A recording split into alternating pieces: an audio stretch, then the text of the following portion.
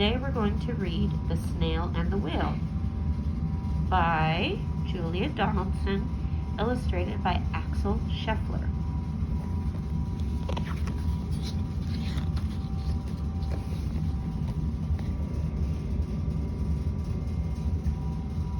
This is the tale of a tiny snail and a great big gray blue humpback whale. This is a rock as black as soot, and this is a snail with an itchy foot. The sea snail slithered all over the rock and gazed at the sea and the ships in the dock.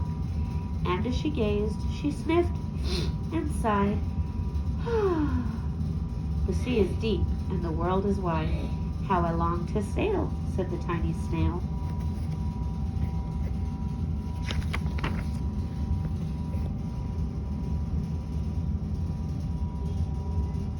These are the other snails in the flock, who all stuck tight to the smooth black rock, and said to the snail with the itchy foot, "Be quiet, don't wiggle, sit still, stay put." But the tiny sea snail sniffed and sighed, then cried, "I've got it, I'll hitch a ride."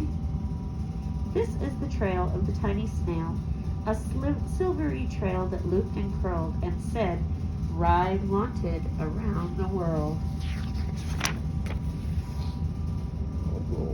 Let's see.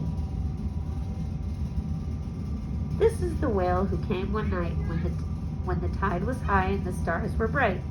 A humpback whale immensely long, who sang to the snail a wonderful song of shimmering ice and coral caves and shooting stars in enormous waves. And this is the tale of the humpback whale. He held it out of the starlit sea and said to the snail, "Come sail with me."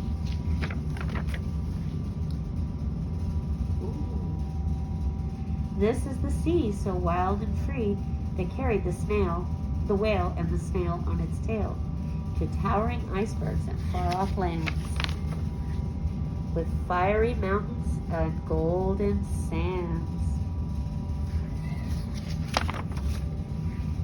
These are the waves that arched and crashed, that foamed and frolicked and sprayed and splashed the tiny snail on the tail of the whale.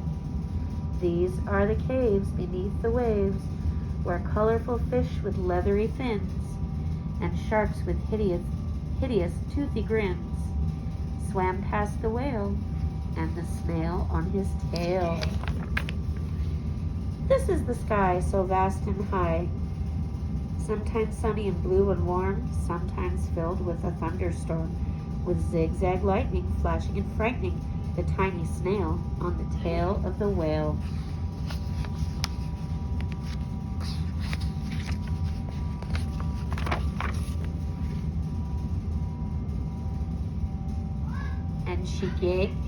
And she gazed at the sky, at the sea and the land, the waves and the caves and the golden sand. She gazed and amazed, as she gazed and gazed, amazed by it all.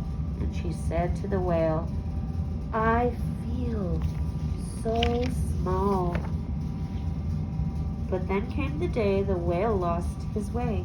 These are the speedboats running a race, zigging and zooming all over the place, upsetting the whale with their ear-splitting roar, making him swim too close to the shore. This is the tide slipping away. And this is the whale lying beached in the bay. "Quick, off the sand, back to the sea!" cried the snail. "I can't move on land, I'm too big," moaned the whale. The snail felt helpless and terribly small. "Then I've got it," she cried, and started to crawl. "I must not fail," said the tiny snail.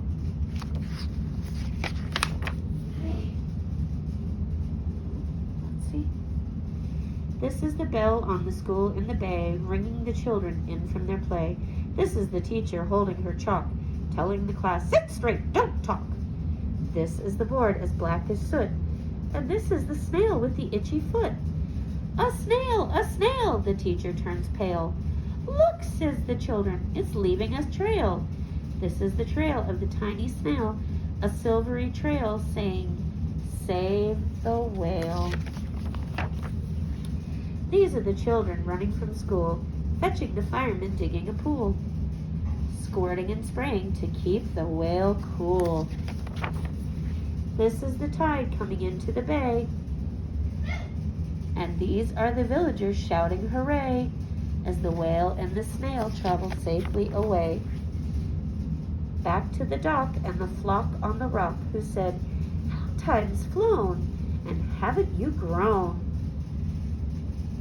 And the snail and the whale and the snail told their wonderful tale of shimmering ice and coral caves and shooting stars in enormous waves, and of how the snail, so small and frail, with her looping, curling, silvery trail, saved the life of the humpback whale.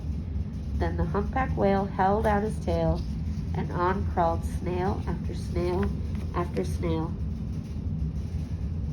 And they sang to the sea as they all set sail on the tail of the gray-blue humpback whale. Oh, that's a great story.